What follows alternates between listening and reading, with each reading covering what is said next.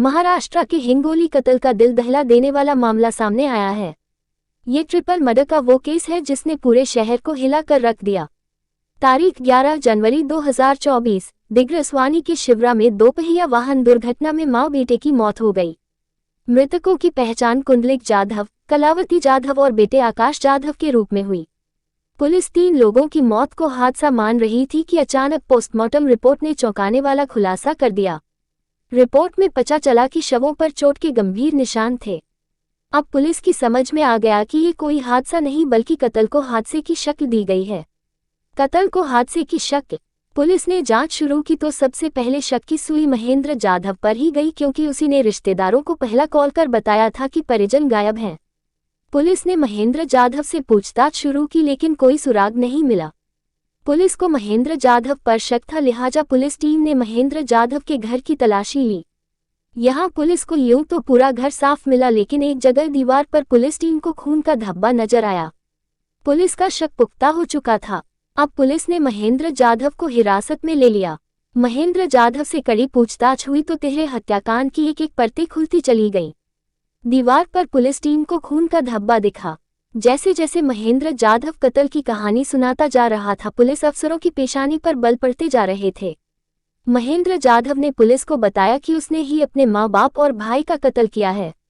महेंद्र जाधव ने खुलासा किया कि घरेलू विवाद के चलते उसने अपने ही माँ बाप और छोटे भाई को नींद की गोलियां दी, उसके बाद बेरहमी से मौत के घाट उतार दिया।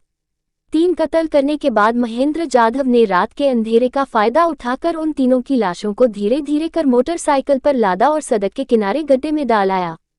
किसी को शक न हो इसलिए खुद की मोटरसाइकिल की हेडलाइट और कुछ पार्ट तोड़कर बाइक लाशों के पास छोड़ दी ताकि देखने वाले को ये एक एक्सीडेंट लगे। कातिल ने 5 बार देखी दृश्यम फिल्म। महेंद्र जाधव लगभग अपने प्लान में कामयाब भी हो गया था, मगर कहते हैं ना कि अपराधी कितना भी शातिर क्यों न हो, एक चूक जरूर करता है। महेंद्र जाधव ने भी एक गलती कर दी।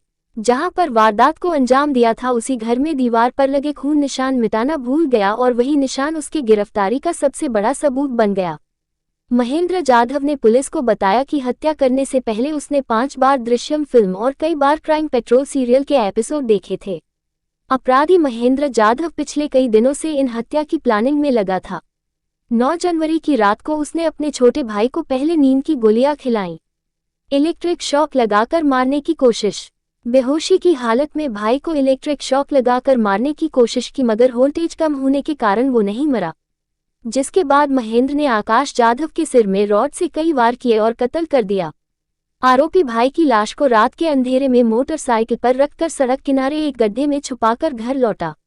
दूसरे दिन सुबह आरोपी मां कलावती बाई को खेत में काम के बहाने ले गया और मां की हत्या कर दी। रात होते ही आरोपी मां की लाश को भी उसी गड्ढे में फेंकाया जहां भाई की लाश ठिकाने लगाई थी। अब उसे अपने बाप को ठिकाने लगाना था। उसी रात वो घर पहुंचा और अपने बाप कुंडलिक जाधव को पहले नींद की गोलियां खिलाईं और उनकी भी रॉड से हत्या कर दी। मोटरसाइकिल पर रखी भाई की लाश। कत्ल के बाद लाश को मोटरसाइकिल पर डालकर रात के अंधेरे में वहीं लेकर गया जहां सड़क के किनारे अपने मां और भाई की लाश छुपाई थी।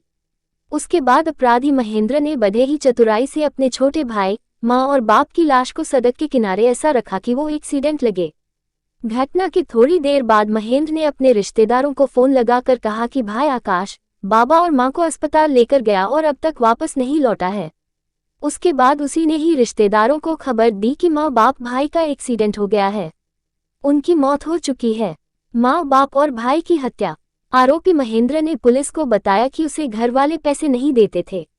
पैसे मांगने पर उसे ताने मारते थे। रिश्तेदारों के सामने उससे नीचा